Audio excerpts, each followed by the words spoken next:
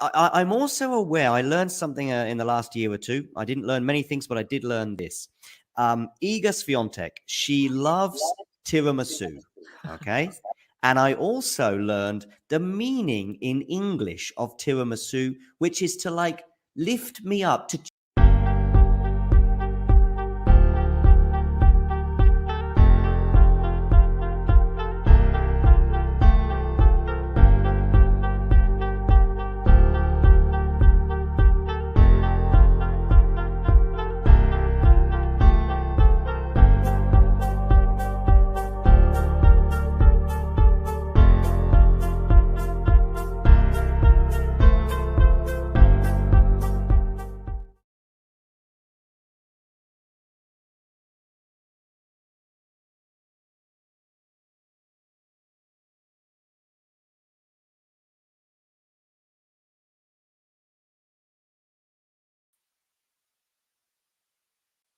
Hello, and welcome to the semi-final days, or certainly the start of semi-final days in Stockholm. It's as we've all started to notice, the weather's getting colder. The nights are drawing in, and there's a certain spice drink that is popping at coffee shops. So, of course, it means that we've got the European indoor season in full flow.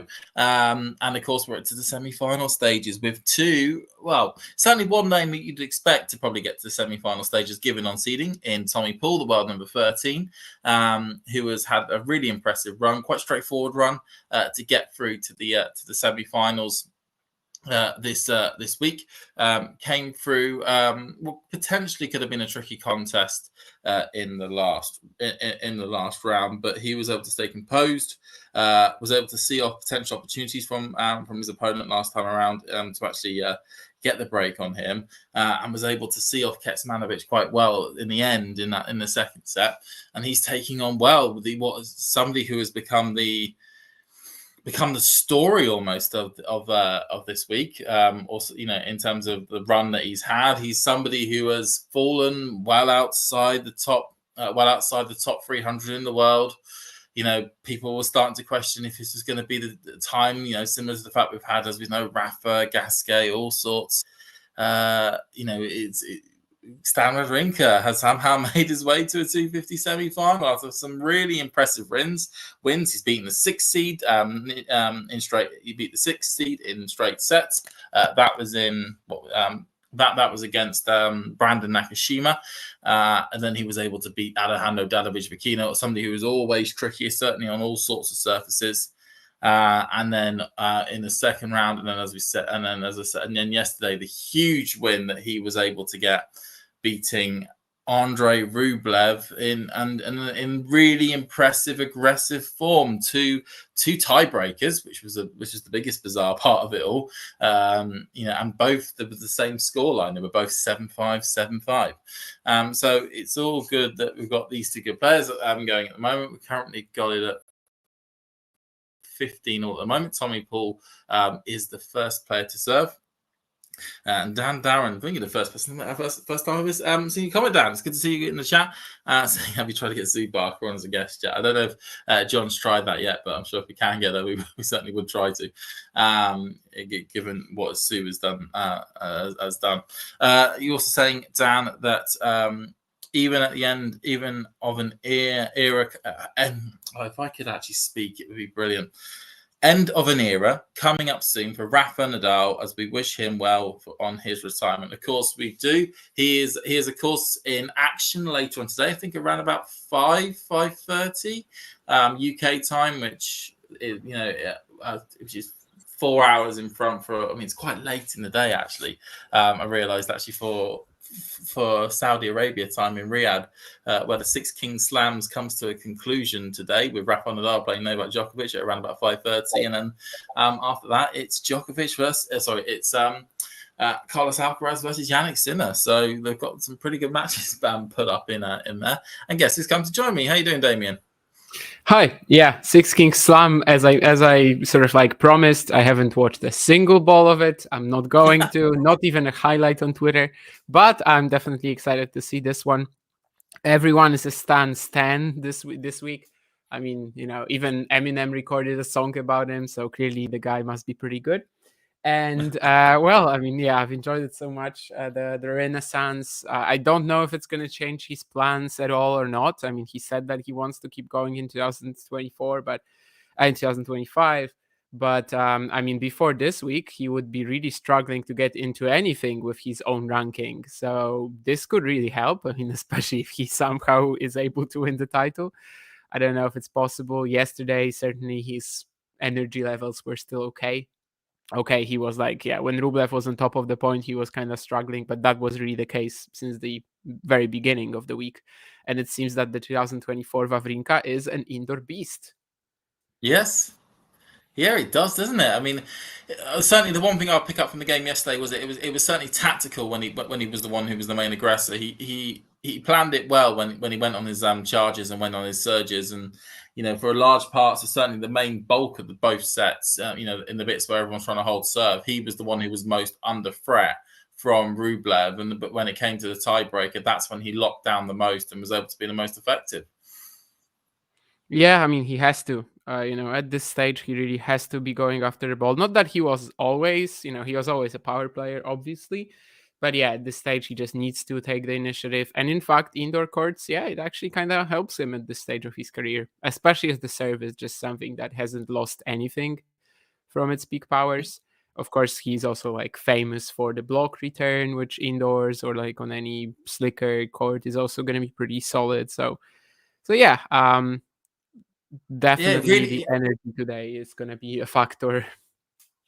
Yeah, I mean, his block returns were really the thing that really flummoxed Rublev for periods, because Rublev is somebody who likes to play with a pace that his opponent can put onto the ball, and when that pace is taken away and he has to produce all that power and all that pace himself, that's when the mistakes can start flowing off the racket.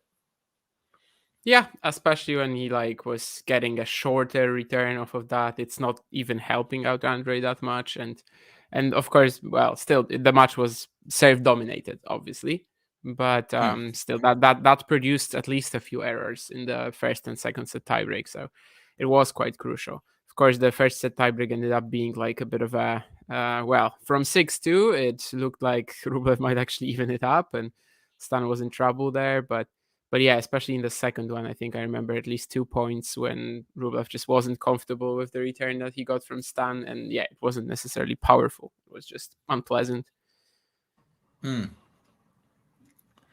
No, yeah, and as you were saying, the sort of the beast element of what Wawrinka is on this surface is it's certainly playing to fruition. I think they said on the commentators when I first logged on, it was saying that if he won this tournament, which again is still a big if, given there's still 2 matches he would still need to win, he would go up to around about 120 in the world, which would then start to put him in the thought process of trying to get main draw of Australia. Yeah, and he has a Basel wildcard next week. I mean, if he does go on to win, if he does go on to play 5 matches here, I don't really know how he can produce in Basel, to be honest. But yeah, I mean, it would become a possibility. And of course, in an ATP 500, like next week, the points they rise much more quickly. So yeah, I think if he wins the title, that's like the only real way we can still have him finishing top 100 this year, which would be absurd because yeah, he was just outside of the qualification spots for the Australian Open before this week. He was, and it's the one promise of the fact that for Australia that all the rankings get taken once all the season is completed, both on the main tour and also on the Challenger Tour as well, which finishes usually a couple of weeks after the main tour. So it's almost until the last minute that players are jostling to try and either get into the main draw or get seeded for qualification, or even try and get into qualification itself. Yeah, the last week of the Challenger Tour is the last week that counts for main draw, whereas for the qualifying, you usually have, I mean, you can still play ITFs, but I think only, well, since these points have a delay in how they hit the rankings, you're also not going to have all that much time. You're only going to have 1 more week of ITFs potentially to get into the qualifying. Last year, we saw a couple of like last minute campaigns. Jules Marie, I think, made it like that. Trungeliti made it like that for sure as well to the qualifying in the ITFs, even post-Challenger season. But yeah, I mean, technically, Stan after the ATP finals, which he's not going to play, but like after the ATP finals during that week and 2 more weeks later, he could still play challengers and try to get in like that. I mean, I don't know. If he's close enough, maybe he would try something like that. Yeah, it could. I mean, it's certainly given there are a lot of players around about that 100 mark that are down to play a lot of tournaments right into the effectively the last week of the Challenger season to try and get that spot. It would make sense if he feels as though he has a chance to sort of go there and try and pick up as many points as possible. Yeah, I think European Indoor Challengers end with the ATP finals with Lyon. But after that, it's still 2 events on clay per week. So yeah, and there's also some hard courts in America, aren't there, as well? Yeah, I mean, you could travel to Asia, you could travel to Mexico even, but yeah, basically the possibilities will be there, but still, it kind of requires the title here probably, because otherwise it's gonna be a struggle to get close enough where it would make sense. Yeah, as he's just hitting a brilliant forehand right onto the line. Right down the line onto it to Tommy Paul is still 30-15 up on his serve here at the moment. They both have had one service game each, and both have held their service games. And it's on my screen at least, it's 30-15 Paul. Make that 40-15 Paul. Yeah, I think probably especially for Stan, just so important here to keep holding, keep making this close, and then maybe somehow. Because yeah, I mean, he's the guy who's going to be a bit more tired. He's the guy who's not going to be as athletic as his opponent. He kind of got one of the worst players in that sense. I mean, one of the worst opponents that he could face in that sense. So, and just sort of going on to his opponent. So Tommy Paul, first of all, has a lot of really positive history with this tournament. This is the place he picked up his first ATP title. That was in the last week of the 2021 season. When this tournament did then take place after Paris-Bercy for that week. So he has a lot of positive memories of Stockholm, and also the fact he still has an outside chance. It is still an outside chance. Well, I'd say probably outside, not outside, of potentially making the ATP Tour finals. But it would require him certainly to have to win this week and then probably have a very, very deep run. But certainly Paris-Bercy, or certainly winning one of the 500 titles next week as well. I mean, he doesn't need to win this week if he wins Bercy, but it's just a question of how likely that is, right? No one is going to do a Jack Sock technically, because Sock was like 22nd or something like that. The gaps are so much bigger right now than they were in 2017. But yeah, it seems like this race for the number 8 spot is just going to be so slow because, well, let's be honest. I mean, the top 4 and Djokovic just have an enormous quality gap over anyone else. Taylor Fritz we can also put in that group because he has the US Open final and is pretty much safe. But after that, I mean, they're all... they don't really give you the confidence that up until the end of the year, they have to pick up these like 500, 600 points or whatever it will be that will be required. So yeah, I mean, it's very open to someone going deep in like Bercy at the last minute. Someone obviously from that, like not that broad of a group, but that Tsitsipas, Paul, Dimitrov, all of these guys having an amazing run in Paris, they can still absolutely make it in, because I don't think that Rublev, Ruud, De Minaur, they're going to be picking up that many points from here. No, so I mean, just so everyone knows where everyone is. So we know that Sinner, Alcaraz, and Zverev are all automatically qualified already. They are locked in. And looking at the numbers, I suspect Daniel Medvedev will be confirmed by the end of this week as well for ATP qualifications. He's just literally 10 points off the cusp line, so he'll make that probably this week. And then, as you say, Taylor Fritz is then next, who's 5th on the list with 4,200 points, or 4,290 points. Then you got Djokovic with 3,910. Casper Ruud with 3,845, and then Andrei Rublev currently sitting on 8th with 3,620. And as you say, the best of the rest, the ones that are trying to catch up to that, potentially that Rublev-Ruud slot, you've got Alex de Minaur currently sitting on 3,355. Grigor Dimitrov on 3,035, and Tommy Paul on 2,985. You do also have Tsitsipas, who's somewhat near it with 2,875, but you would certainly say that's a big points gap that he would have to bring back. And given the way he's currently playing, that does seem highly unlikely that he would be able to do that, which would be a big shock in itself, because it seems as though certainly since 2018, Tsitsipas has been at every ATP Tour final, so it'd be a big shock really for him not to be there. Would you not think? Yes and no. I mean, yeah, the clay season was still amazing, but on hard courts this year he's been like 50%. But it's not really something that just appeared this season, right? It's more of a reflection of a slow process that we've been sort of going with, with Steph over the years, and just a reflection of the fact that he has done absolutely nothing in terms of covering up his weaknesses. And well, if he doesn't make it, and it looks like he won't make it, it will make a lot of sense in a way as well. I also wanted to say that yeah, I think all of these guys like 3,800, 3,900, I would be shocked if they don't get in. Like Rublev is probably the only vulnerable spot at the moment. It would be like a very weird mathematical possibility, if someone like Djokovic doesn't make it, despite the fact that he might not even play up until the ATP finals.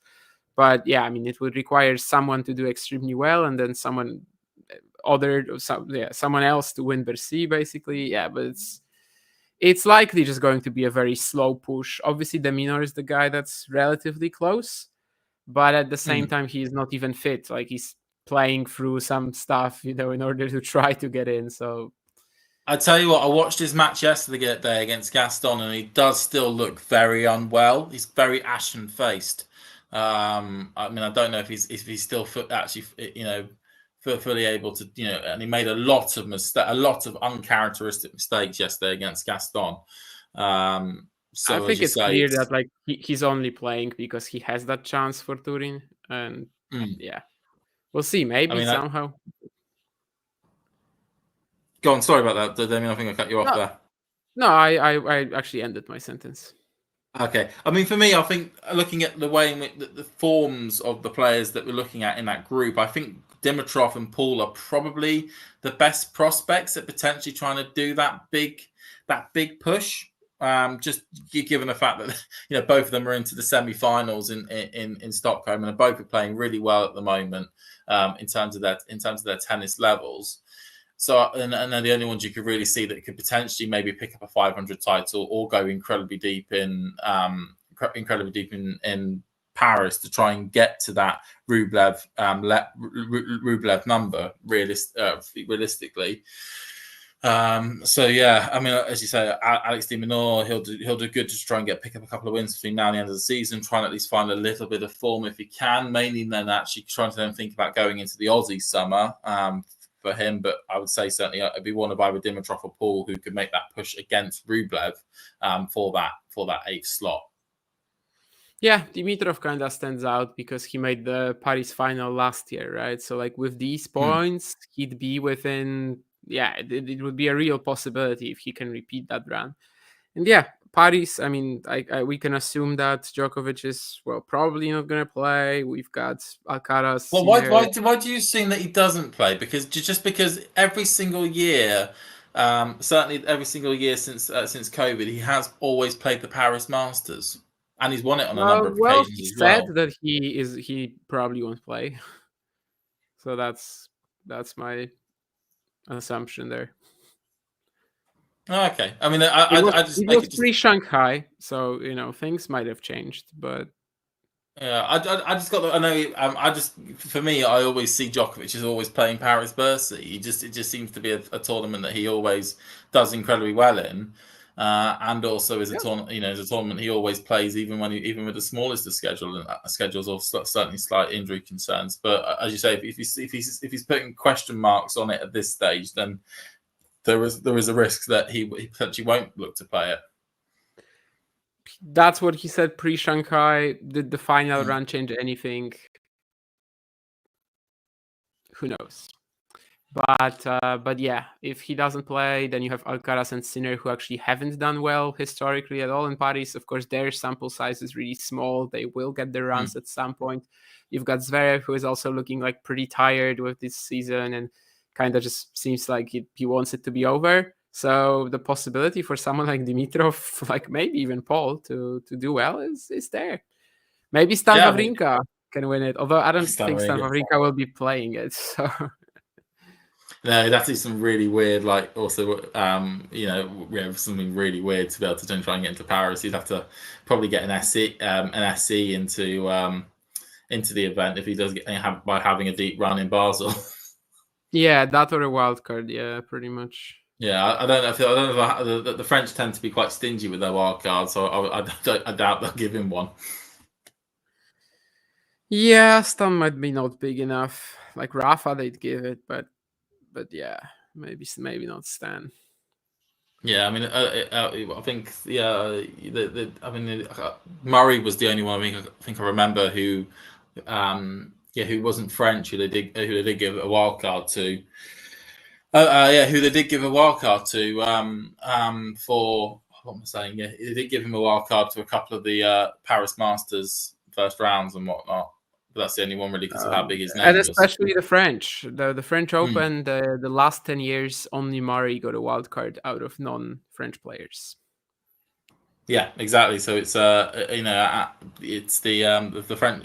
People usually main a lot of tournaments for choosing homegrown players over certainly home country players, but the French tend to do it the most when it comes to choosing who they give their wild cards to. Which is, given the wildcard system, there, it's a weird one because some people decry how unfair it is and whatnot, but it is there, and tournaments can hand those cards out to whoever they so please. Well, we've got some sloppy errors from Stan here. We do. Tommy Paul at the moment currently has 2 break points.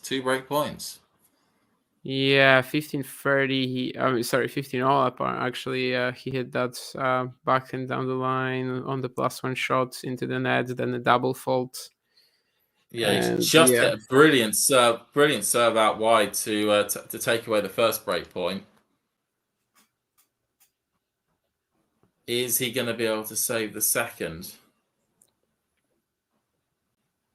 Ball goes in the air, goes down, bangs into the net, second serve. So a real opportunity here for the 4th seed.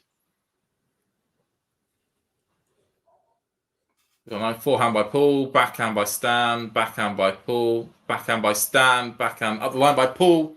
Well, Stan, it's out though. He tries to go on a cross court forehand lob at the net, and he unable to get any real control over it, and it flies wide. So the American, the former champion from 2021, is already an early break up. I say a mid break up is probably what you would call it at 4-4-2, not an early break, but certainly a mid break up in the first set. I've never heard that before, but yeah, definitely not an early break. I was just saying in my head, I was going, but 4-2 is not really early, but neither is it late in the set. It's more mid. That's true. And that one backhand angle on the cross court, that really should have won Wawrinka the point. I don't know, maybe he wasn't decisive enough with the approach, caught that volley a little too far from the net and everything, but yeah, certainly he had a chance to save this break point. It was on his racket. But, I just got Sean in the chat. Good to see you there. Sean asking, will the 6 Kings Slam be an annual thing? Do you think? What do you think, Damien? Do you think it'll be an annual thing? Yeah, I saw that question, but I was like... Regardless if you watched any of it, by the way, just more of it as a general concept. I understand. I mean, why not? I guess, they have the money for that 6 million or whatever it is, prize money to be developed, to be distributed every year. I don't know.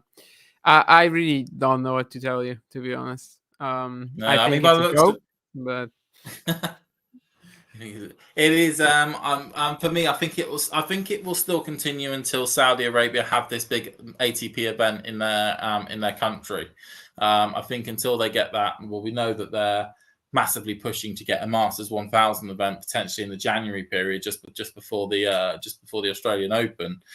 But until they get that tournament on their soil, I think they'll be very happy to keep putting on these exhibitions. I mean, they've got this, certainly this season they've called, or Riyadh season, that they've nicknamed for these sporting events. Not only to do with tennis, but also to do with the boxing, the golf, the football, all that. They've certainly got their sporting program lined up, and they know what they want to achieve. And something like the Six Kings Slams is certainly looking to build off that. And as I say, that until they get their Masters event, I suspect this event will still continue, and they'll try and expand it even further where they can. It wouldn't surprise me if they either try and get it to certainly maybe to 8 players next time around, or then they may try and do a women's competition as well. I know that the Riyadh also is going to have the WTA finals this year, but we know the big goal of the PFI is to get a Masters event, big joint 1000 event at either the beginning of the year or near the end of the year. Yeah, that's fair. If they can sub it in, if they can, just get that event they really want, then they probably won't bother. I think that's fair. But not a big fan of the whole idea, but it is what it is. Well, Tommy Paul is not a big fan of the Wawrinka block returns right now. Not that they are even that good in this game. He's just missing the +1 shot of them. Yeah, it's just that classic thing of probably a lot of tension from the previous point. It's kind of him still being able to win it. It's just bled over into the service game. The good serve out wide by Paul there on the line, and Wawrinka unable to get any real contact properly onto it as it flies long beyond over Paul's shoulder.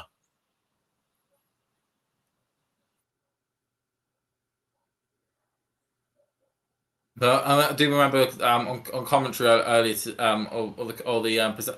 pundits on tennis TV or whatnot, the international thing is Paul hits a wild forehand up the line there.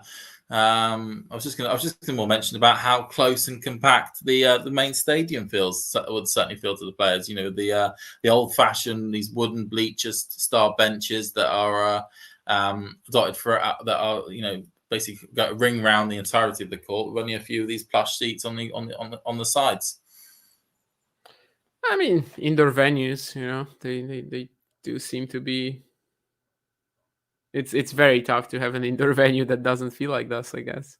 It really reminds me of, because of the coloring as well, of the main court in Helsinki. I haven't been to Stockholm. Oh, but yeah, I yeah. feel like I have. Wawrinka now has a break point. I think Paul's sloppiness could seem to come to haunt him. Yeah, in Helsinki, I think that was Kortti Jarkko Nieminen. I don't know how this one is called, but I do feel like watching Stockholm. I feel like I've been there, even though I haven't. And I was actually wondering about this, but I'm not watching with sound. But I wonder if Wawrinka, what sort of crowd support he's getting in Sweden as well. Which I would assume is pretty huge. I mean, first of all, it's Wawrinka. He also has Magnus Norman as his coach. So I'd imagine they are really into this run. Oh, that was Paul really having to extend the wingspan of that forehand as much as he could in that rally. Geez, he had to hit the lines on many an occasion just to win the point. Yeah, I mean, I'd imagine, like you say, but given Wawrinka's name, and and there's a lot of people, it's very easy for it's up there with when you come to the lowest common denominator for how you can support a player. An old legend playing at your venue is certainly one way of being able to get easy fan support. And he's has a good, brilliant approach shot from Wawrinka there to bring back break point. Yeah, that was definitely a lovely combination. Indeed, I agree with you, Matthew, that Stan is the crowd favorite everywhere. And Keen, yes, the carpet courts for sure. When it's just once a year, you might kind of hate it at the end of the week and feel like, oh, wow, I mean, this has zero tactics, this has zero depth to it. But then again, if it's just 1 week a year, you definitely want it to still be happening. So it's a shame it's not anymore, at least on the Challenger circuit. But well, I saw your post earlier this week saying that was it was an event in your home country, wasn't it? Or was it in Germany? No, Germany. It was in Germany. Sorry, that carpet event had gone away. I mean, I'm not old enough to remember watching tennis on carpet, unfortunately, but I can imagine it's a unique experience. Yeah. I mean, obviously, it's super fast, very slick. It's like very, I don't know, springy, rubbery, that surface. And basically, like they had just 2 courts, 6 matches every single day on each court. And it still lasted like, I don't know, 9-10 hours because it was all super quick. Live, I enjoyed it a lot. This venue in Ismaning was like literally on the outskirts of Munich. There also used to be an Eckental Challenger in Germany, but both of them were basically like just disbanded because of lack of funds. The case of Eckental, they're just not hosting anything anymore. Whereas in Ismaning, it was this company called Tannenhof who was hosting like a lot of events in Germany, and they still are. But it simply turned out that they are it's just more profitable for them to host women's ITFs 75s rather than the Challenger. So that's what's in Ismaning instead of the men's Challenger this year, which means that, there's no carpet courts on the Challenger circuit anymore. Well, speaking of women ITFs, did you see some clips from the ITF event that was taking place up in the mountains in Turkey this week? Yeah, Kayseri. It's actually both a women's and a men's event. Men's, it's a 15K, and women's 50. And of course, these clips with like ice and players barely playing, like they weren't actual matches, right? But yeah, that's the crazy weather that kind of got them into, and they switched to indoor courts at some point, and yeah, it's a big mess. There's No, also I kind an of saw event in as there's as I also an put on event Twitter. in like Armenia this week or something like that, where they also had to switch indoors. Basically, yeah, maybe scheduling these events in these places right at sort of right now at this part of the season, maybe it's not the best idea. No, overhand by Paul, backhand by Wawrinka, forehand by Paul, forehand by Wawrinka. Oh, Paul had advantage there, and you kind of feel he needs to find a first serve with a few of these because Wawrinka is all over Paul on those second serves. All right, Ozan, I forgot you were going to go to that W100, and also, what's the difference between sunblock and sun cream? I have no idea actually. Is it the same thing? Oh, according to him, no, but oh no, actually, okay, never mind. I misread the question. Yeah, I do, because it's like pretty needed when you spend the whole day at an event in the sun, and I guess you just learned that. I also had to learn it the hard way. I don't really like tan. Well, I tan. I don't get sunburned too much, other than in like 2 spots, which is here, like my nose, my cheeks. Otherwise, I have a lot of hair everywhere, so it doesn't really impact me all that much. Like my hands, my arms, my legs, they're not gonna get sunburned at all. But yeah, on my face, I had to start using it because otherwise it would have just been impossible to survive with the simply the amount of time I spent every year outdoors watching tennis. It's actually remarkable, actually, how certainly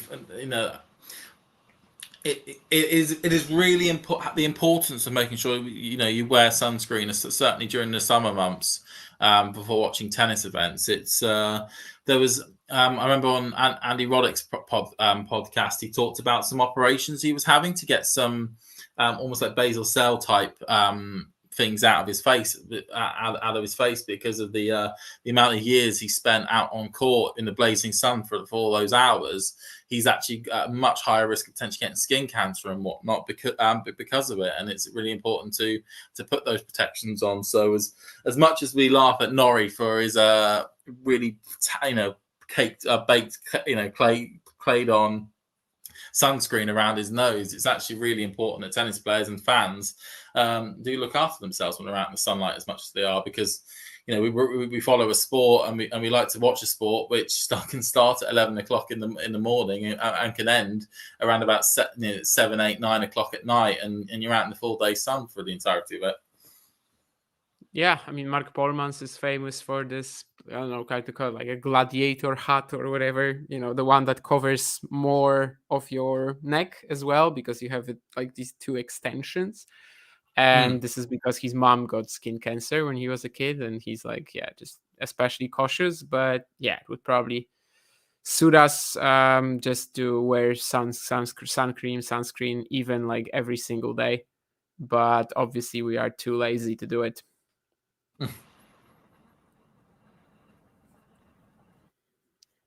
Well, cool. 3 breakpoints come and gone. The game come and gone. And this is a little unpleasant for Wawrinka now, especially after losing the first point in the next game. Yeah, you kind of feel like there were chances in that Tommy Paul service game that he wasn't able to break from, and you'd favour Tommy at this stage to see out this set. Yeah, if there was something short on the break point, Tommy definitely took advantage of that, unlike on the other points. And obviously, there was also that one super long rally where he just outlasted him, really. At one point, even the routine slice was just too much for Stan. So yeah, now he's in trouble properly.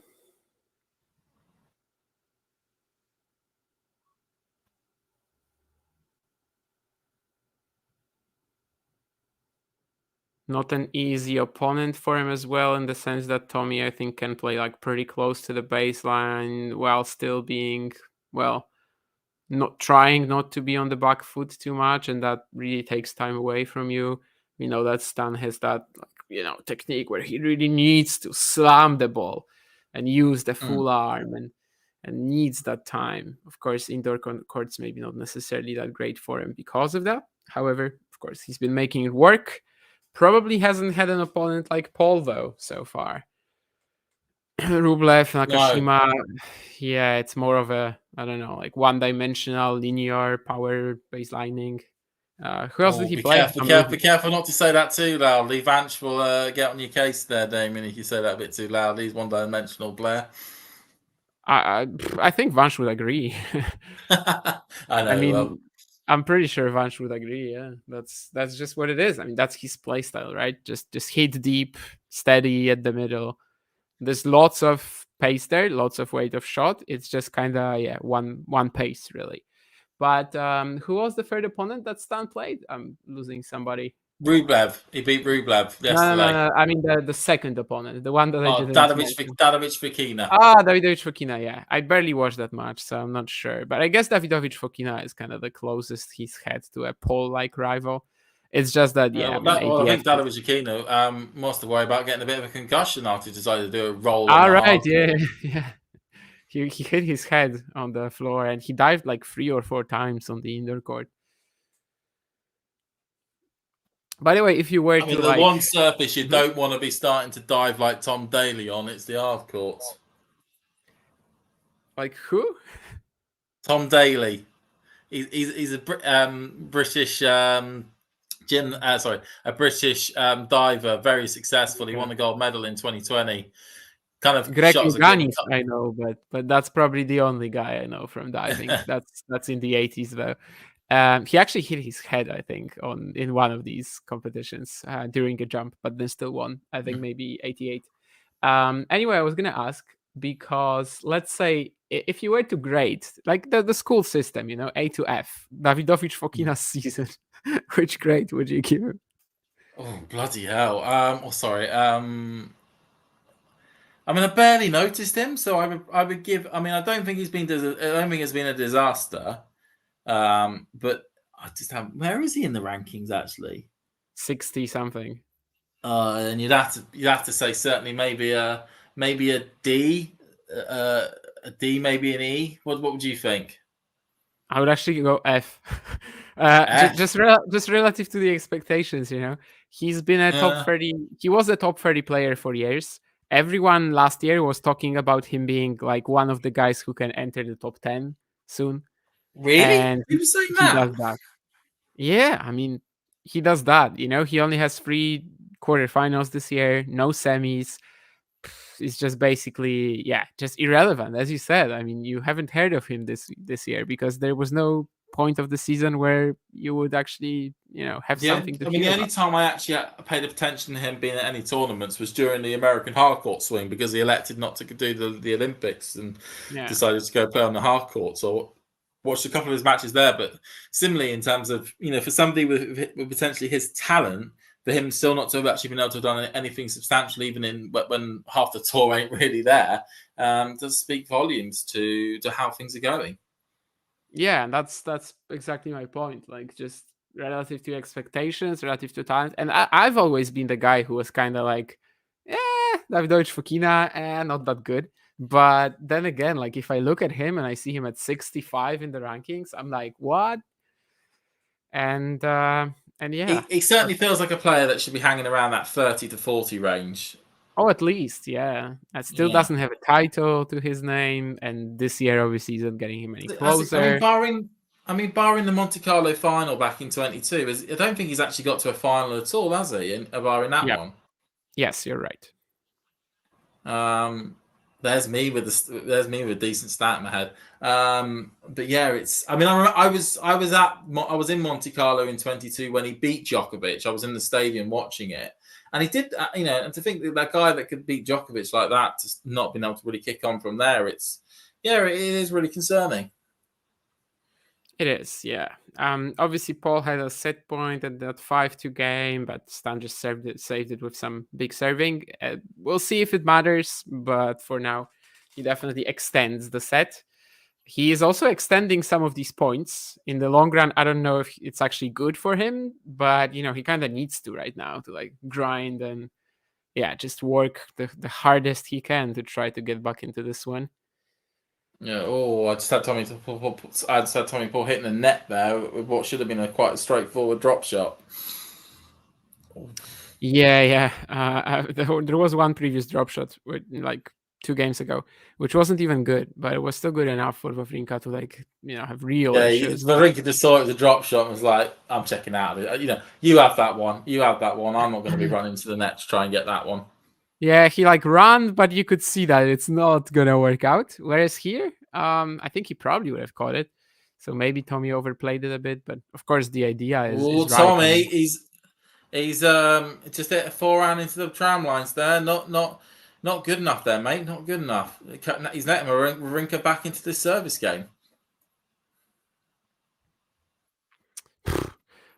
This is completely off topic, obviously, but Lestienne and Bellucci already over 3 hours, and they're at 4-3 in the third set. And we're missing this match because they went indoors in Olbia today, and they didn't organize the streaming. Is that the one? Is that the one in Portugal or Ely? There's no Portuguese challenger this week. Bili? Is that what it's called? Olbia. I see, Olbia. Blooming out 3 hours, yeah. Indoors quarterfinals. It must have been affected by rain. Where is this Olbia? I don't know. I know it from the challenger. Nothing else, really. Yeah. Tommy Paul lost these 2 points, but I don't know where you are on your screen right now. Well, he's just won the set in my one. He's just hit a come to the net on one of those Wawrinka block returns and just hit a backhand smoothly down the line to take the first set 6-3. So in 40 minutes, Tommy Paul, the 4th seed, is looking. Well, I wouldn't say in control, but certainly certainly in a commanding position in this match. Determined to try and pick up his second title here in Stockholm by getting to the final. Of course, there's already been one result that has taken place today because there would be more with the WTA tour if it weren't for the pure fact that the 2 places that they're playing in at the moment in Asia are basically both being washouts. Yeah, actually, Badosa retired, so I guess there's a result from Nico as well. Yeah, but. All I remember from that is that Badosa won a game, then it absolutely soiled it. It absolutely lashed it down with rain.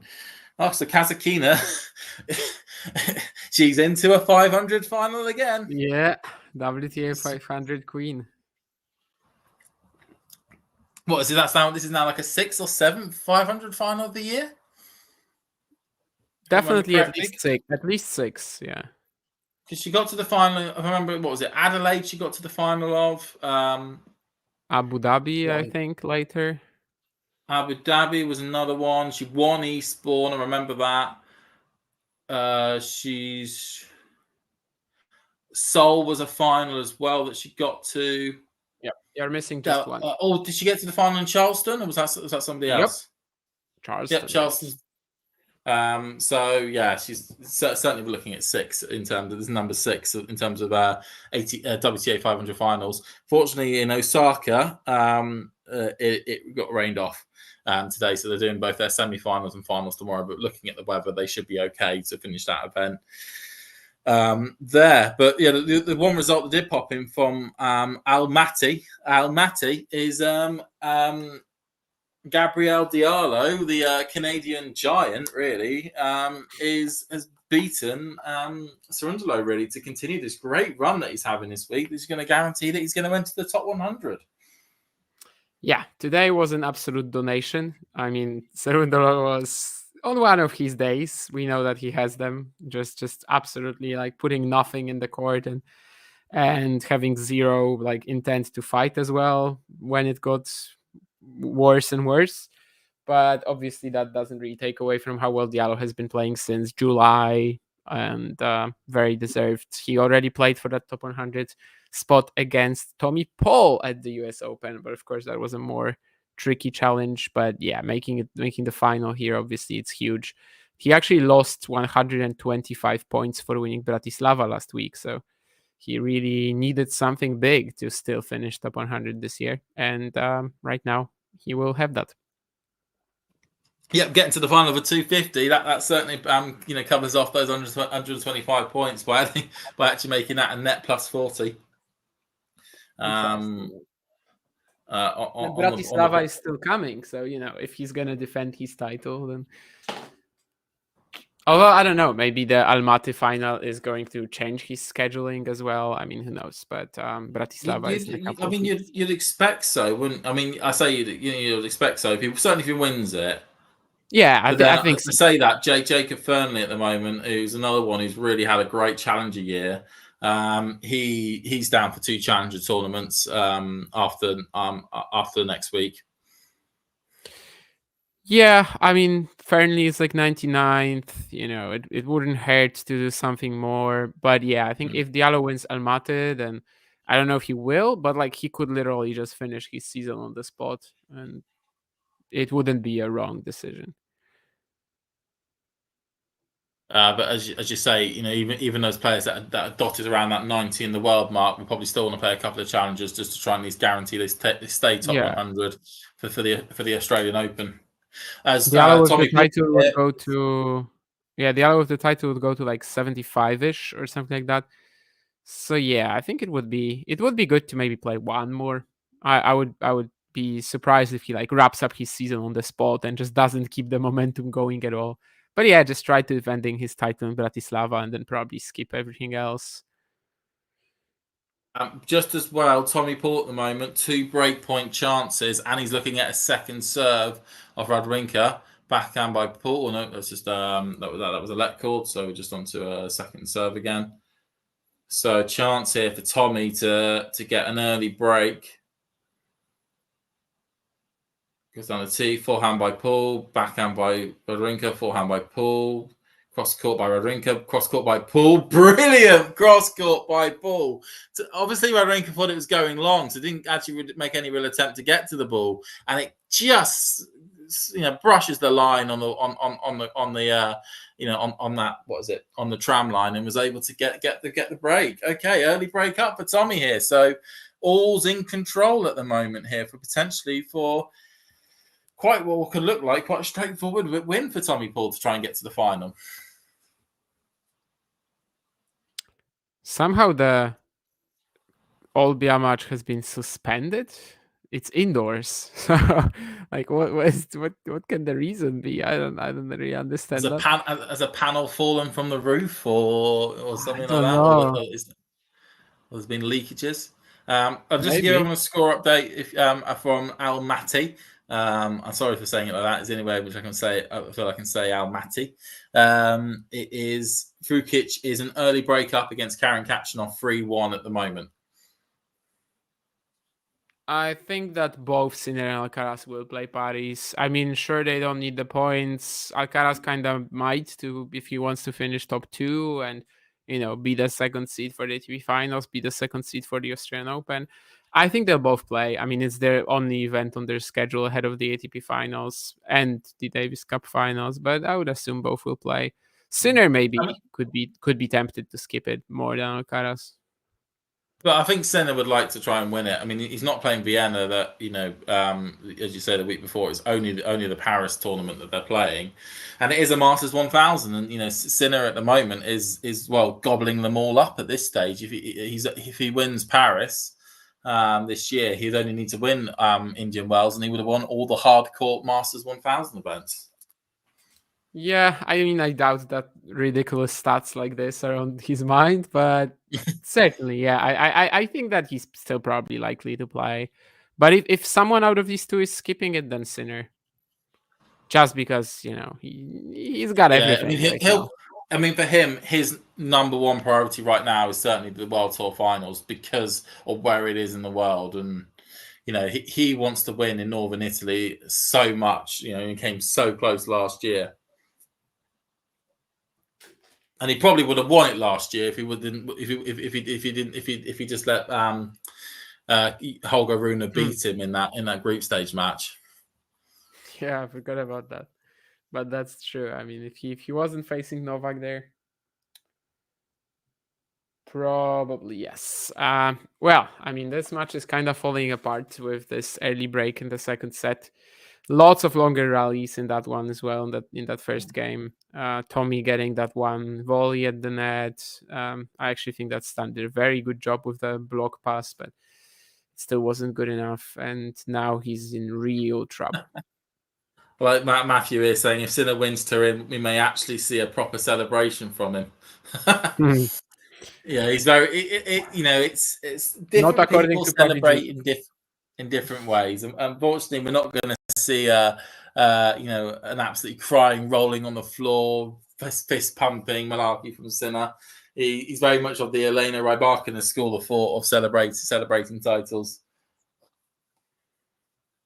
Yeah, and not according to Pavi G, because he claims that the only reason Sinner isn't celebrating wins like in Shanghai is because he knows what's coming and he has some more knowledge about the appeal, and he basically is very just composed, quiet because of that.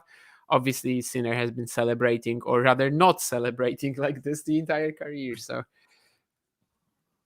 I wonder what it would be, the celebration in Turin. Maybe something more, maybe arms in the air or something like that. But definitely not like falling on the floor and crying, I think. Yeah.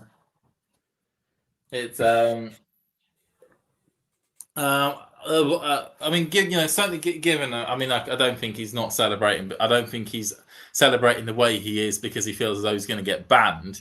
I think this is just how Sinner celebrates. He'll smile. He'll maybe do a little wave to his fans. That to him is how he celebrates. His celebrations are all internal, and in those moments of joy, sometimes you just want to take it all in and not necessarily, show an outward part of emotions really at that stage. Yeah. Do you have your own celebrating style? Do you have a celebration that you would, use if you're winning a big event or whichever event, really? Oh, that's a good question. What would be? I mean, I would love to be one of those people that would do like a really cool celebration, do something like jumping over the net, or certainly trying to do some sort of handstand on the in the players box or something like that to try and but I suspect, I mean, the only other time I ever feel like I won something was when I got elected to my local council a few years ago, and you're just up there and you're just so happy that you've won that you just don't know. You just sort of freeze up almost. At least I felt like I froze up and just taking it all in. Yeah, I mean, I've won let's say some random table tennis titles in my life, and it was always hands in the air rather than anything else, I think. if it was a bigger thing, maybe I would fall on the floor. I mean, I don't know. Maybe it just wasn't that sort of emotional impact. The points, the money, they weren't really there. But I think, after winning a match, I never really do that. But after winning a title, I think I've always done that. Like if it's a final, definitely hands in the air, and especially if it's a tricky final, which, to be honest, like pretty much any final I've ever played was tricky. It's also, when you think about tennis, certainly when you think about individual sports, it's very hard to try and do a celebration without feeling as though you're forcing it. When you're with teammates, you can do the running to each other, hugging, jumping, all that sort of stuff. As a team to do those celebrations, shoulder to shoulder, all that sort of stuff there. So it becomes easier to be able to celebrate those successes. Whereas, certainly on a tennis court, you win. There's like 3 people on the court effectively. You got the umpire who's just going to sit there and just tap into his computer. You got your opponent at the other end of the net who's seething at the fact that he's just been beaten, and then it's just you standing there in quite an empty space, going, "Well, yeah, I've won." Yeah, I mean, I think it's best not to overthink it. Like it should be on instinct, right? Purely. So like your first reaction is probably simply like I don't know, what just comes to mind instantly. You don't really think of it at all. So, but yeah, it would be funny, Sean. Yeah, you can try that. I think I might try that on some like random practice as well. Just. I definitely scream sometimes when I win a match. That's for sure. Like I don't know, like a come on or vamos. Yeah, I do that, but nothing more. Anyway, when it comes to Wawrinka Paul. I don't know if you saw that ridiculous backhand down the line, that stun hit out of position. And he's having to hit one, worldies there just to be able to sort of stay in the match. It feels. Even Tommy had to applaud that. It seems like they suspended the All Black quarterfinal again. What's going on? That's really got to you, hasn't it? That's really got to you, that the suspension of that match. It's 3 hours 23 minutes already on the clock, and they suspended it again. The funny thing is that even there's a match that's gonna come after, and they're at 2-2 in the third set, because that's when they finished, after the rain delay. And they must be like, the weight must be killing them, basically. I think that's the only thing they're probably going to play today, the indoor quarterfinals, unless they also can somehow play the semi next. But probably. Well, I'm keeping an eye on the ITF W100 event in Shrewsbury at the moment, which is shaping up to potentially be an all-British final if Sonia Cartel can win her semi-final match. Potentially play Heather Watson in that one. Yeah, like a generational clash of British tennis. It is a bit of a generational clash. I mean, you've got Sonia, who is a main tour title holder now, after winning Monastir back in September. I guess Heather has that too, right? But it's still, pretty wild. Or is she missing a title? I have no idea. Heather, I think she's. I guess she has one, but she's won main tour titles. I know she has. She's won a couple of. I think she's got like 3 WTA 250s on her resume. That's what I was thinking. Yeah. I think they were like the Premier or whatever they were called back in the teens. Yeah, it was like Thailand or something like that, right? I mean. Yeah, Thailand's one of them. I know she won. I think Monterrey in Mexico once, when it was a 250. That sounds like it might have happened. I'm just checking that now. Actually, 4 titles even, and yes, Monterrey, also Acapulco, and actually it was Japan. Oh no, he said that. Acapulco. When did she win? When was Acapulco a tournament? Yeah, because I'm checking if it was definitely Acapulco, but it was 2000, and Hobart and Japan Women's Open, I guess 2012. That was like Tokyo still. No, that was Osaka already. Okay, because then it later was Tokyo and Hiroshima. Never mind. But yeah, 4 titles actually. So. I mean, it's a lot of them. I mean, Hobart's quite a big tournament to win. I say big in terms of it being the big warm-up event before Australia. So that's a good title to have. 2 in Mexico, and as you say, the one in Osaka. Anyone tipping Marcus Giron to make the final, says Matthew. He looked good, I guess, versus Mahaj in Asia and again this tournament. Yeah, I mean, he's actually a pretty nasty matchup for Lehečka, I think. Just these like super solid, fast guys who can question his shot selection, question his ability to limit the errors. It's possible. Although, of course, Iji has a much, much higher ceiling. Yesterday, Bergs just like didn't really even pose a challenge to Giron. It was just errors, errors, and errors, and more errors. It was a shame. It was a shame, really, that Zizou wasn't able to make more of a match of it. I mean, they did big him up as the big home hope at the end of the day yesterday. Yeah, I mean, obviously he was kind of going to be the story of this event, and Tsitsipas went out, the Minor went out. Suddenly there was a pathway even to a title, and yeah, just played an absolutely horrible match yesterday. I mean, never did Lehečka manage to make beating Tsitsipas look like such a routine victory. I mean, geez. Second time in a row. Second time in a row. Just the glaring issues in Tsitsipas's game just highlighted by Yuri. Yeah, he can definitely kind of attack a guy like this, transitions to the net so easily as well. But someone like Giron, on the other hand, yeah, that's not a natural play style for him. I mean, not a play style that he naturally is pretty good facing. Bautista Agut, up until recently, was like 3-0 against him. They actually might still meet in the final. Of course, Bautista Agut is still in the semis. But yeah, these guys can actually beat Lehečka from time to time. So I'm not positive that he's going to win today. I mean, there's a lot of tournaments. I mean, okay, barring I would say Stockholm, which looking at the men's tournaments, barring Stockholm, where you'd probably say at this stage Paul is heavy favourites now to come through this match. Now he's a set and a break up, and currently actually really gunning to try and get a second break. I say that as he hits the ball long, but you got Diallo through in Canada, Diallo through in Almaty, and it's Vukic is looking good at the moment, and then certainly looking at the fact that either Giron or Lehečka or certainly or Bautista Agut or Gaston in Antwerp, that certainly there's two tournaments where a player could really make a run to get make a big song and dance for themselves this week if they can try and win a title. It's open for them. Oh yeah, I mean Antwerp is definitely a pretty random semi lineup, to be honest. Lehečka make most sense. Oh, he's okay. He's okay. He's okay. Standers did the splits at the back there, and everyone got worried. He's up and okay. Yeah, I was a little further ahead, but I wasn't sure actually what you were talking about. I didn't even remember that. But yeah, Antwerp is definitely like a random semi lineup.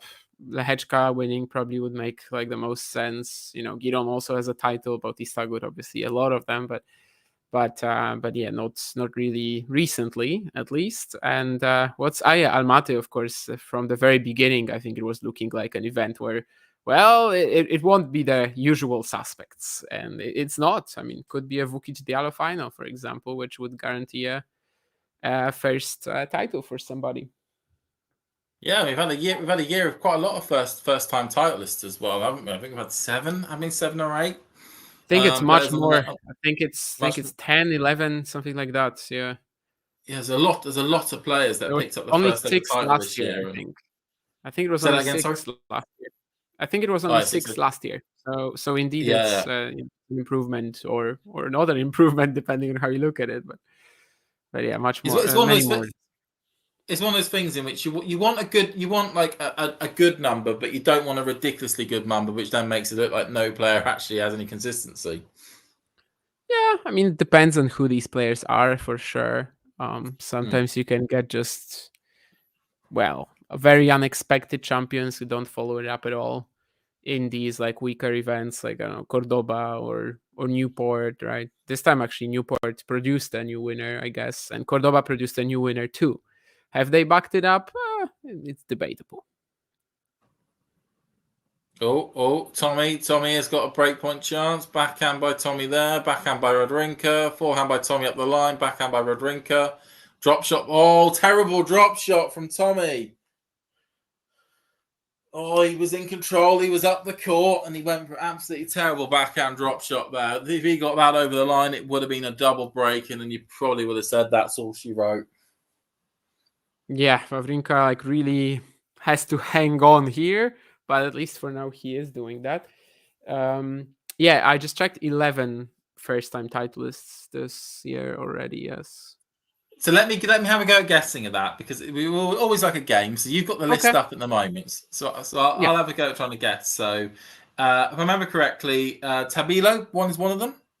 Yep. Auckland. I think that was Auckland, because he came through as a qualifier. Same week it was Yuri Lehechka. Yep. Then Darderi. Mm-hmm. Then Falcundo Acosta. Diaz Acosta, yeah. Diaz Acosta, sorry, Falcundo Diaz Acosta. So that's 5. Who would That's then 4. be another 4? Sorry, that's 4. Apologies on that one. And then who else was it as well? So I know Jack Draper was 1. That was 5 because he won in Stuttgart. Yeah, I'm surprised you didn't say him first. I was trying to go chronologically in my head, and then I kind of then panicked and gone the other way. Jerry Shang. Yep. Jerry Shang, because he won this thing. Who else as well is a first-time titleist this year? Yuri I've mentioned, so I've got 6 so far. Trying to think around the clay season, was anyone new there? No, because Berrettini won those 2, and then no, I was going to say Fukanic, but Fukanic already has a title, doesn't he? Fujovic, yeah, he won in like 2018. Yeah, he already has one. But actually, I can give you the. I got one. I got one. Mapeshi Pericard. He's a new one. Yeah, I was gonna say that there are titleists both pre-Roland Garros and post-Roland Garros in the clay season, so don't discard it quite yet. There is somebody. Pericard is another. Yeah, is one of them. It wouldn't be Sorangelo. Nino Borges. Yep, just 3 left.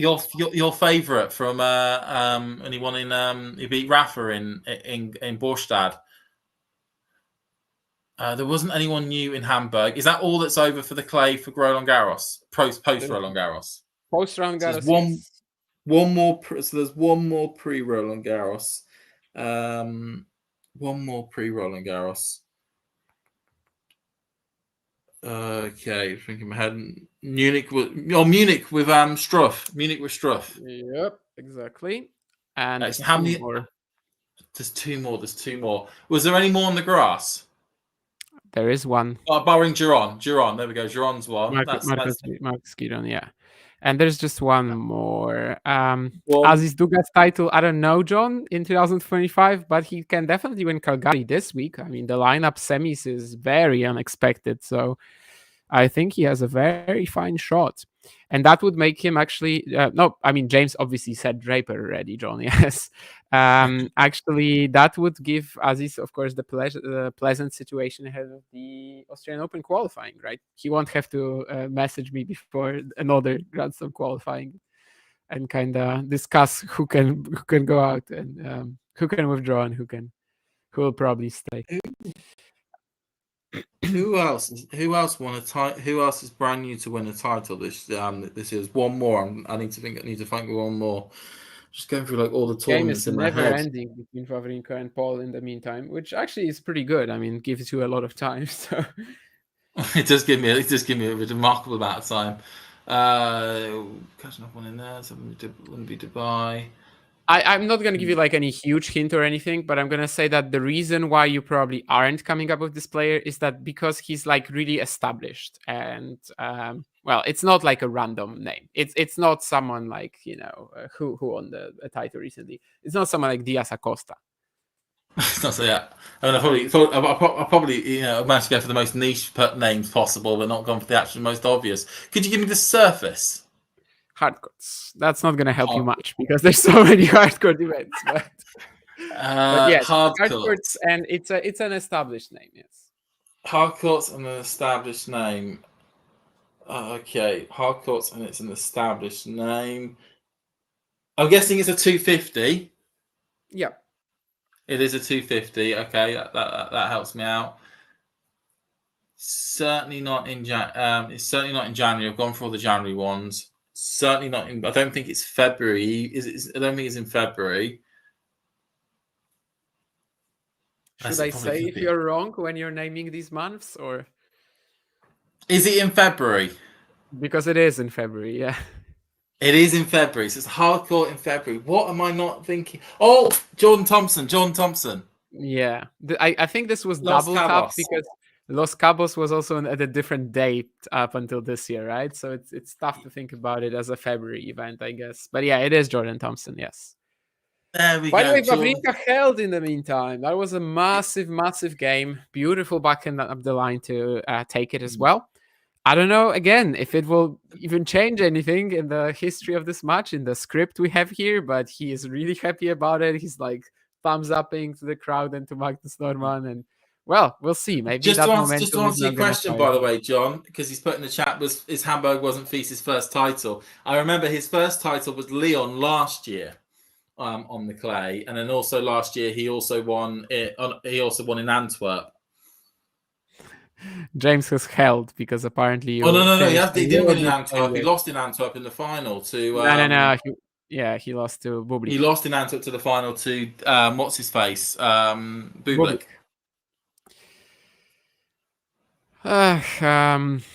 John, still. I'll tell you what. I think I'll do all right at Mastermind if I went on to like ATP or sort of certainly ATP and WTA tennis knowledge from 2020 onwards. That'd be my specialist subject. When it comes to like these like very specialty subjects, obviously we would do extremely well because no one is really like, unless you're like fully immersed into the sport, which is not a large chunk of the population, obviously. Then you're gonna struggle with things like this. But yeah, if you follow the tour literally every week, eventually you're gonna get there. Like eventually you're gonna name all these 11 guys. You've heard it that they won at least. You know them, but of course it might take a while.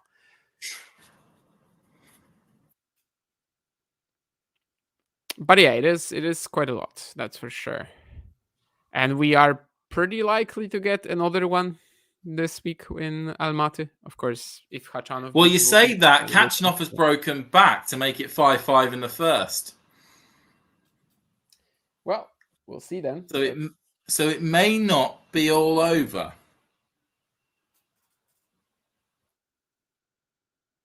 Indeed. Bastian Bellucci still going. 5-all in the third. I think yesterday when I checked, there was a third longest challenger indoor match since we have match times, which is like 2010 or 11, and Lestienne Bellucci might actually get further. But I don't know, these whole interruptions, I don't know how long they took. So many of them there. But yeah, let's see if Wawrinka now can fight for that break back. So far, it kind of feels like the first set where, he was close to going down double break. And in fact, that double break would have already meant the set is over at 2-5. But then, the fact that he won that long game didn't really impact the rest of the set all that much. Oh, some good news for the older guys as well. Richard Gasquet has won his first qualifying round match against Dusan Lajovic in Vienna, 7-5, 7-6, 7-2 in the tiebreaker. Just popped up on my phone. Yeah, and Henry Burnett is leading Fognini 5-2. I'm definitely watching that after we finish this match. I also see that Nuno Borges has drawn Rublev in the first round in Basel as well. Isn't that like Nuno's first match in 2 months or something like that? I think it is. Yeah, you got Rublev versus Borges, then you got Cilic versus Tabilo, Manarino versus Wawrinka, Echeverry versus Ben Shelton, Stefanos Tsitsipas versus Francisco Cerundolo. Ooh, that's a dirty first round. Qualifier versus Bublik, Martinez versus Lehechka, qualifier versus Fils, qualifier versus Umber, Caballes Baena versus Arnaldi, Stricker versus Grigspor. Oh, another dirty first round match. Jari versus Runa, Auger Aliassime versus Baez, qualifier versus Mapeshi Perry Ricard, Shapovalov versus Zhang, and Batista Ragut versus Casper Ruud. I think Manarino Wawrinka is some sort of a famous rivalry. Let me check that. Yeah, in fact, Manarino is 3-0 against Wawrinka. I remember there was something weird about this head-to-head. I didn't know what it was. I thought it might be Stan being like, 8-0 up or something like that. No, but it's actually the other way around. He's never beaten Manarino. He's never beaten Manarino. Yeah. Wow, I mean, that three is a stat. attempts, I guess, and 2 of them were in the last 3 seasons, but still, it's relatively interesting. 2015 Miami, yeah, I remember that match. There was 2 tie breaks for the Frenchman, then Astana in 2022. That one I have zero recollection of, and of course this year Australia, 5 sets in the opening round. He's going to fall down the rankings quite a fair bit, isn't he, at the moment? Manarino, yeah, Manarino, because this week he had title points to defend this week, and he didn't do it. Where has he gone to? I mean, he's still like 74th in the race, so he is going to be relatively safe. Yeah. Is he 74th? Yeah. I think he only has one, because I think he only has 1 title to defend left. Astana was a little earlier. Oh, I got him here. It's 57. He's currently 57 in the rankings. Because I think he only has 1 more 250 to defend, so he's 74 in the race. Yeah. 1 title has already dropped. I think Astana was maybe 1 week earlier or something like that last year. But so he actually is safe. Like, he's gonna finish top 100, despite having that streak where he won like 1 match in 18 events or whatever. We got John also saying, if anyone in the chat, if you could ask Patrick Mouratoglou 1 question, what would you ask? Damien, do you have any question you would like to ask Patrick? How dare you? No, it wouldn't be how dare you. Maybe, I don't know. I really don't have a question I would like to ask him, to be honest. Like, there's no one question that would tell me a lot about his coaching ability. Not that I'm even a good judge of coaching ability. So maybe I'll just ask him like something completely random about Challenger Tour. Like, what's your favorite Challenger event or whatever. Like you said, there's not much which you can probably glean from him. A tongue-in-cheek question, which would be, well, what's in your medicine cabinet, or what's in this is could be quite a tongue-in-cheek question. But the question I would ask him is that what could I do to get a free week at one of his tennis resorts, really, to try and learn how to play tennis? And he'd say nothing. You have to pay. Yeah. Try and convince him, like, go on, give me a free week, but free bread and board. Get those, he does employ really good coaches. And so I think I could actually learn a lot from those coaches. But it's still a fantastic spot for young tennis players to like develop and everything. Whatever you think of Mouratoglou's personality and everything. Oh wow! Backhand's just gone long there from Wawrinka on a clip net ball. So Paul here with a chance to go a double break up.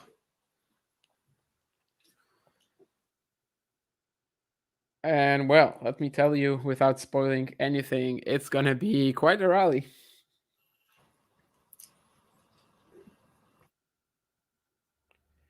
Yeah, I was thinking something maybe about the Rune team. Like, tell me the history of you joining and rejoining that Rune box. That could be a question. You're correct about this being some sort of rally. What a winner from Paul! He near enough clatters straight into the umpire's chair. Better be careful. Those wooden structures could be quite brittle. And also quite hard on your head if you end up hitting them. But what a backhand. It was with the acutest of angle. A maths exam at school would be pretty pleased with how acute his angle was there with that winner. Geez. Good win. Good point there from Tommy. So he's taking some water in. He's seems to be at least spilling half of it down his top by the looks of it. First of all, before he's going to be coming out to serve for a place in the final. His first final since Queens this year.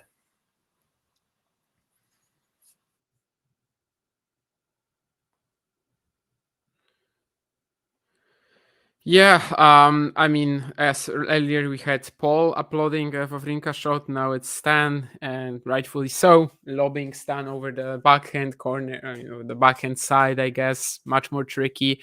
It's actually a pretty similar shot to what Stan pulled off in against Federer at 2014 Monte Carlo. There's this one volley like this, which basically dies right where, pretty much right where this one landed as well. But Tommy, of course, was able to get to it, and now has everything on his racket.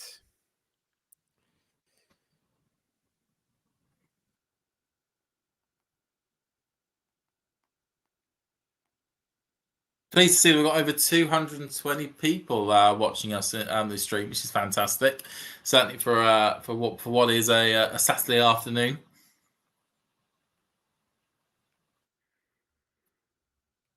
And we certainly will after this match. We'll talk a little bit about Iga now, partnering up with Fissette. That was the expectation, right? That was the name that everyone was thinking of. And by the way, Mattia Berrucci, 3 hours, 45 minutes, defeats Constant Lestienne finally. He's got it done. Vukic and Kachanov, by the way, only ladies and gentlemen, is currently gone to a tiebreaker. Yeah, on a court that certainly has the same colour scheme as the Australian Open. I'm kind of getting Aussie Open vibes from how it looks. Oh, brilliant drop shot from Paul. That literally just went over.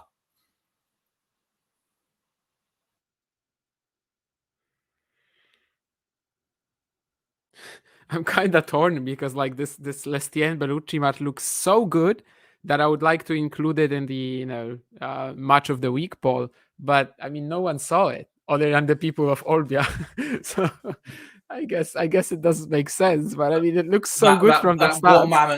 That one man and his dog that saw that match. Yeah, exactly. Like, and then their coaches, so like it doesn't make any sense. But I don't know, just by looking at the stats, at the length, at the players as well, two very creative lefty guys, I feel like it must have been fantastic. It's nice to see Gene. It's good to see you in the chat. I've not seen your comment in a while. It's good to see you. It's nice to see you. Sorry, I'm late. I've had a nap lot. Oh, you've missed a lot, Gene. It's Tommy Paul right now is 2 points away from victory. As he goes up the line, backhand by Wawrinka, forehand by Paul, forehand by Wawrinka, forehand by Paul, forehand by Wawrinka, backhand by Paul into the net. Bit more aggression there from Stan. Gets himself on the scoreboard in this game.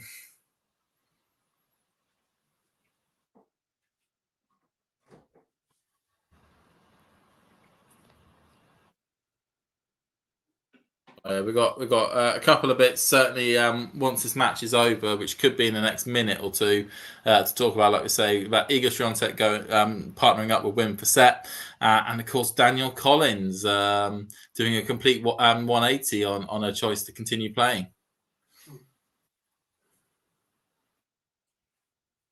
But Tommy Paul right now is 40-15 up. As we say, Tommy Paul here, one of those outside prospects to potentially try and get into the World Tour finals. He probably will still need to win a 500 or at least get to a final of Paris to still be able to get there or to stand a chance. But a win at this tournament here, and although he still has to play one match tomorrow to get that, would go along, will certainly start the ball rolling and potentially get himself to Turin. As Stan Wawrinka hits the net on a Tommy Paul second serve return, and there we go. Tommy Paul has won 6-3, 6-2 in what effectively is an hour and 20 minutes around about. So a pretty straightforward run by the American here. He's not really been tested that much this week. 3 pretty straightforward victories from, I believe it was Thursday, at least Wednesday, Friday and Saturday. It was correct there, an hour and 19 in total for that match. And he's looking pretty good, pretty confident to potentially picking up his second Stockholm title and his third title for the year. I mean, what a year the American is having. Building off some of the successes of last year when he got to the semi-finals in the Australian Open and a couple other big runs as well. He's certainly putting in some great performances as they go. What were your final thoughts on that one there, Damien? Yeah, I think the Tommy season is pretty similar to last year, because last year he had these slam highlights. Now he's kind of more consistent all round. I mean, depends what you like, really, but certainly he's still in that Turin conversation, which he also was around this time of the year last year. Let's see if this time he can make it. It's not like the Stockholm title will like massively change his situation there, because he would still need a huge run in one of the next two events, but certainly it will help. And well, today he was clearly just a little too good for Stan, too fast, too fresh, too quick, too young, even in a way. Of course, there were some very good highlights from the Swiss, and it's not like he can really be, disappointed with the level of his performance today. I don't think so at all. But in the end, it was just always him kind of trying to hang on, but eventually not being able to. There was this one game, right, in the first set where maybe if he breaks back, maybe we see a match.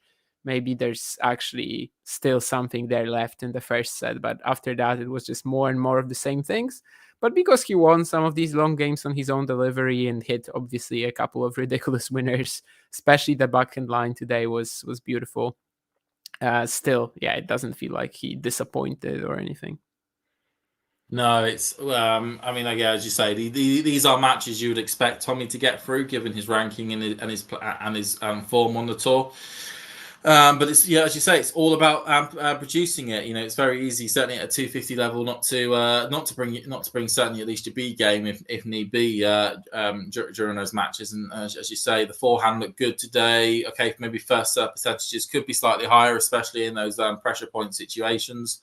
That a couple of times he kind of did put a bit of a scare on there, but really strong return performance, got himself a lot of breakpoint chances and a lot of different Wawrinka service games. And it's not easy to get breakpoint chances on Wawrinka service games. He's a very strong server, as you say, and to be able to then win by what is effectively one break in the first and two breaks in the second, just continues and shows on that dominance.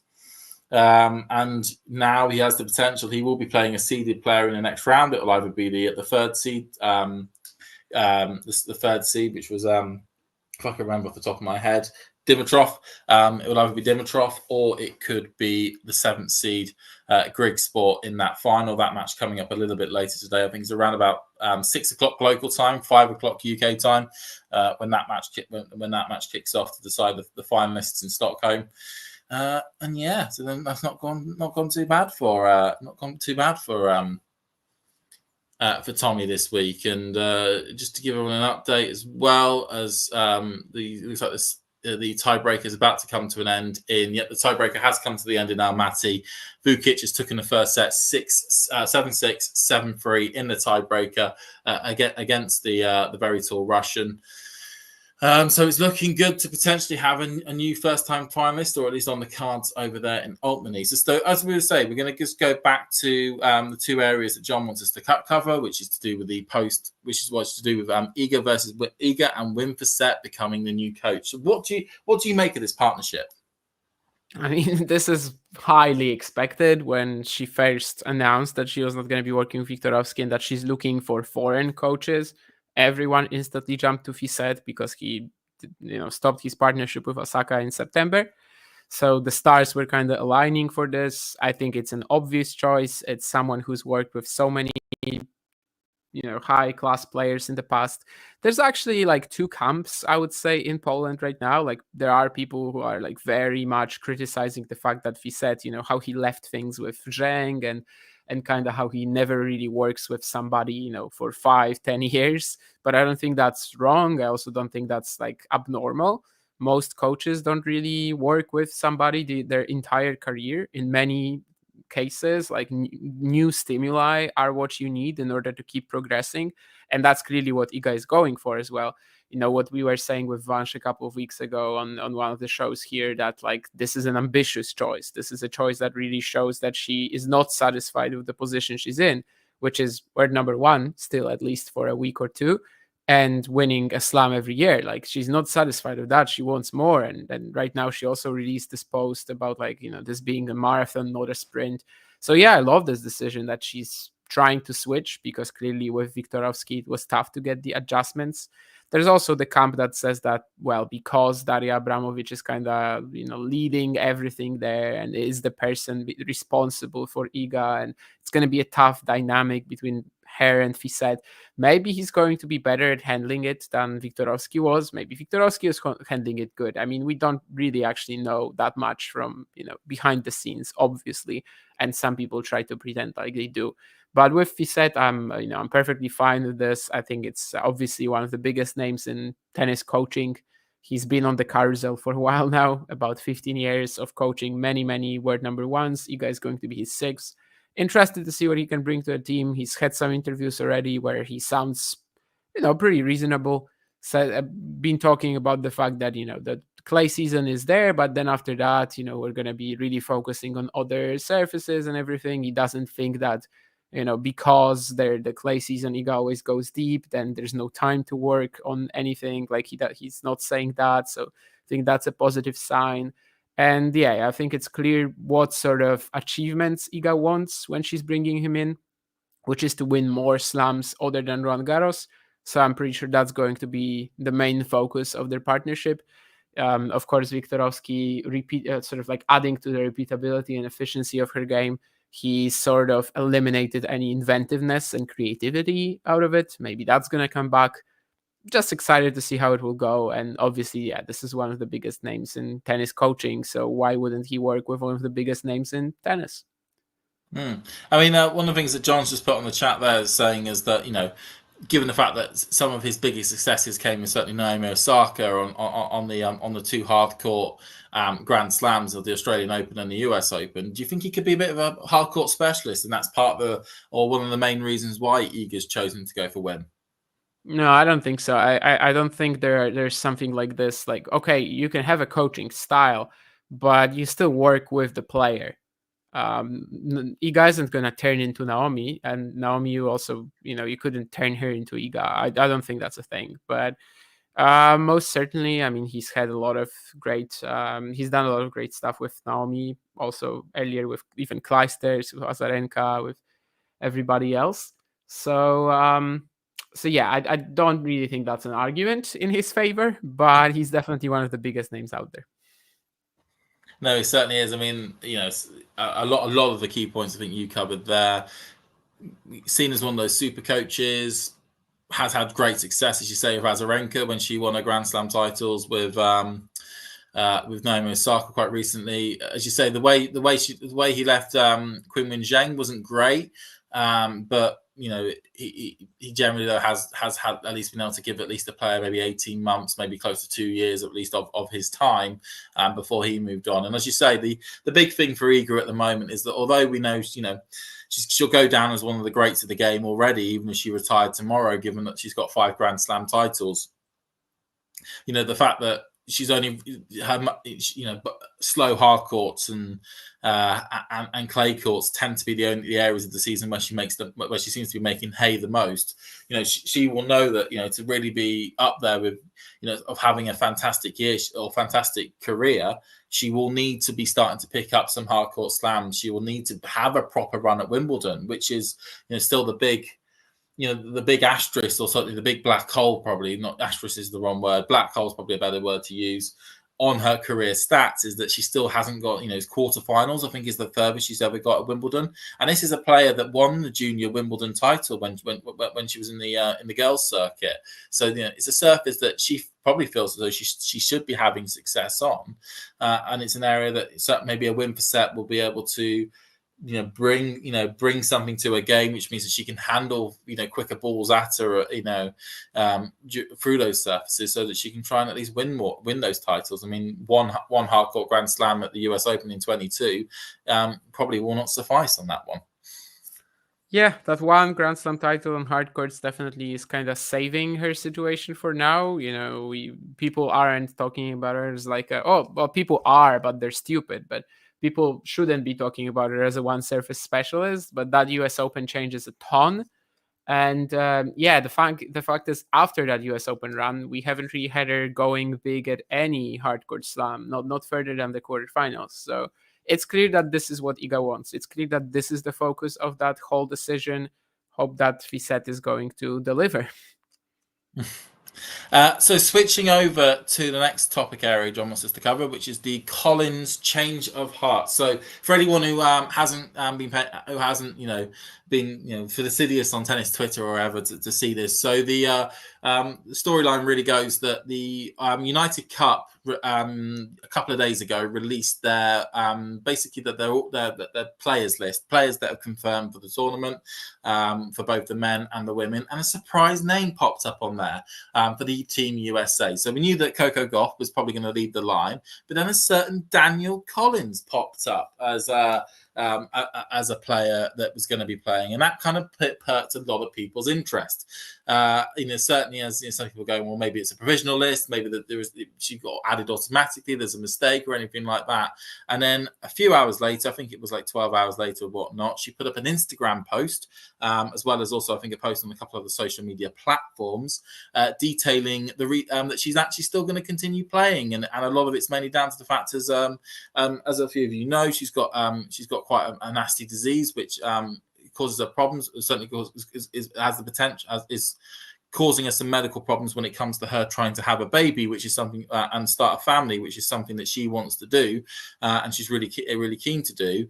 And because of some things she's doing with doctors, it's going to take a bit more time before she can actually, be able to, do that and be able to start a family. That she's going to use that time to still continue to play main tour tennis. So she will be playing the United Cup, and by the looks of it, she will also still be playing, be going into the Australian Open. So what do we think of Danielle Collins coming up, doing a complete 180? And it is worth noting that, a lot of tennis journalists in tournaments, certainly after the Miami tournament, repeatedly asking the question of, are you going to reverse your retirement decision given the fact you're playing so well?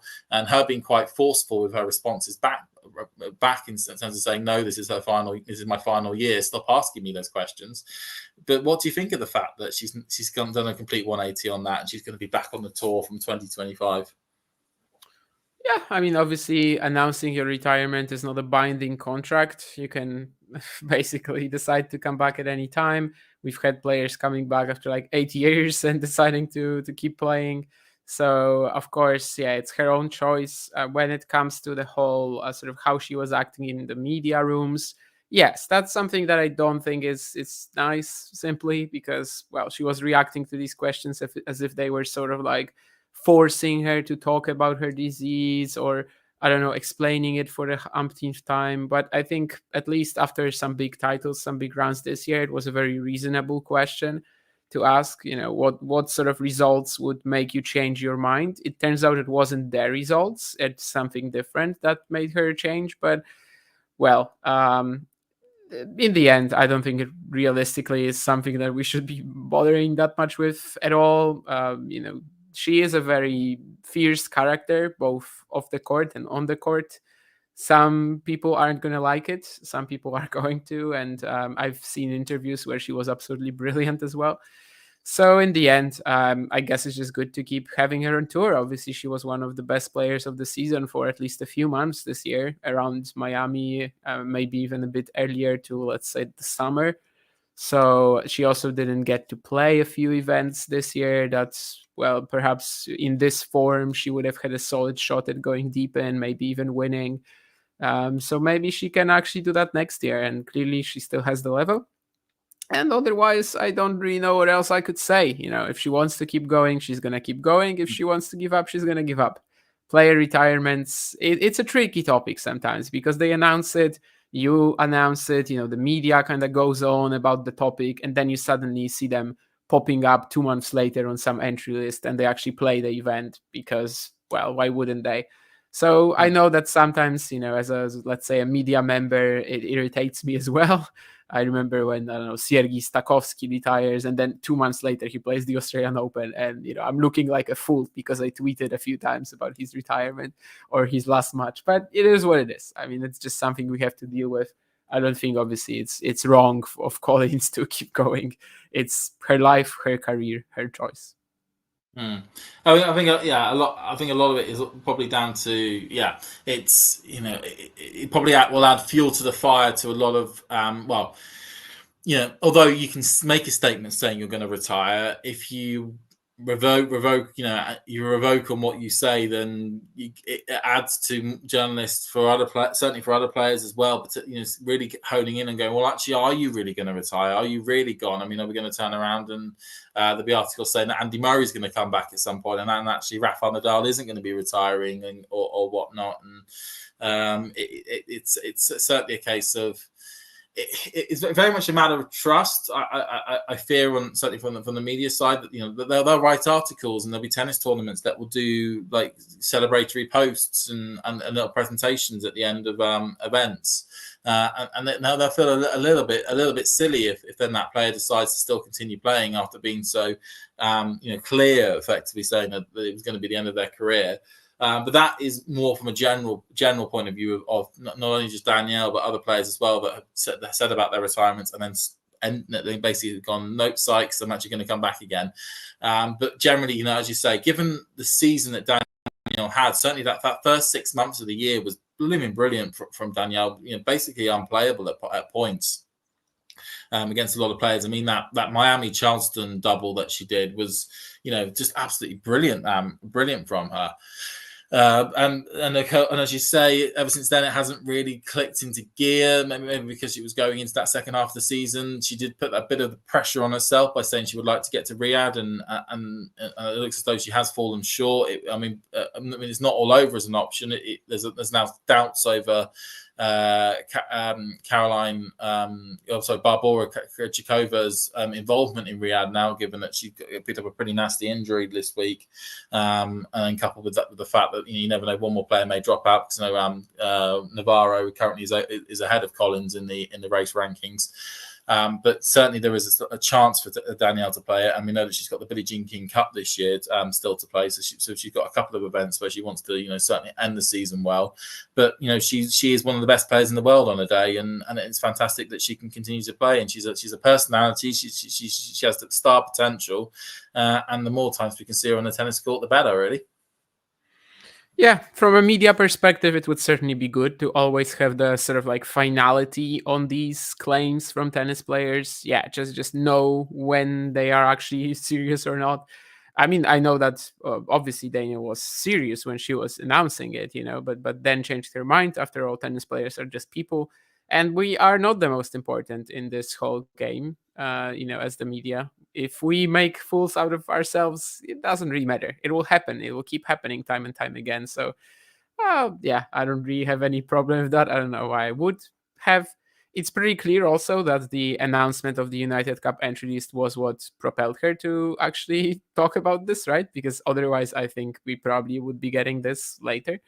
But anyway, it's her life, her choice. And, we'll keep watching and talking about Danielle Collins. You certainly will, and it's certainly it's given the United Cup a little bit of an extra boost of promotion publicity. I know that a lot of people now or say a lot of people, but us as tennis fans, maybe starting to turn our attention down under in terms of the possibilities that could be coming out of the Aussie summer this year. So I know myself, I listened to the AO podcast this week on the way to work as sort of getting into the mood of things. So that was a fun one, hearing a load of Aussie voices in that one. A brilliant interview they did with Jordan Thompson as well. If you've not had a chance, it's worth having a listen to. Who is a friend of the show, worth adding on that one there. Jordan Thompson? Yeah, Jordan Thompson, friend of the show. John's got his brilliant clips sorted somewhere, I believe. Has he not? I've got John shaking his head. Not yet. Who am I thinking of? I think I've got Lloyd Harris mixed up with John Thompson. Scratch that. Okay. Sorry about that. Okay, as you said about the media making a fool of ourselves, I've just made a fool of myself just there. and there we'll certainly end it for today. Thank you everyone for tuning in for this match. As we say, we're in at the start at the moment of this sort of 6 week or now effectively 5 week stretch of indoor tournaments for the men, and also the women will come onto the indoors for their Billie Jean King Cup tie in the middle of November as well, to see out the rest of the 2024 season. Still chances for players to potentially make runs to get to Jordan's about to sue. So certainly chances for the likes of Tommy Paul, to give Grigor Dimitrov and a few others to potentially try and make a run for Turin, or just for a player to be able to pick up a title to really end their season well and to take some momentum into the new year. Thank you, Damien, for joining, and thank you very much, and we'll see you later on.